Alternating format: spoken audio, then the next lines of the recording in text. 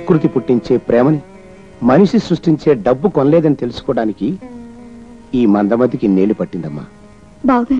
బాబాయ్ గారు అని పిలువమ్మా. నీ పెళ్లి నేను జరిపిస్తాను.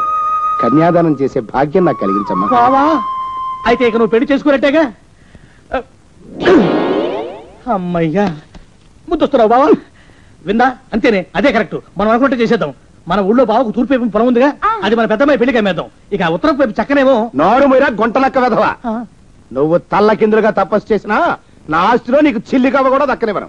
ఏ బంధువుల చావు కోసం రాబంధుల్లా ఎదురు చూసే మీలాంటి వాళ్ళకి నా ఆస్తిని రాసిచ్చి అపాత్రదానం చెయ్యను నేను.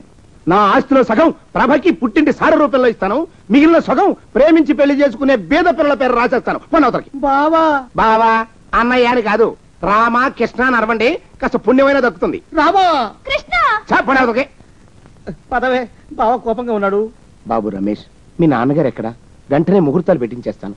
మీ ఇద్దరి పెళ్లి అతి త్వరలో రంగరంగ వైభవంగా జరిపించేస్తాను.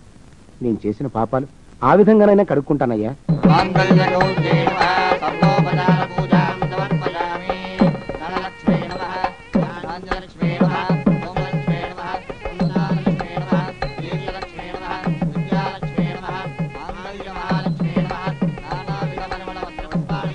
నువ్వా ఏమైనా పుచ్చుకున్నావా? కాఫీ తాగావా, టీ తాగావా? కాఫీ అనండి. అందులో పంచదార వేసుకున్నావా, వేసుకోలేదా? వద్దు వద్దు వద్దు.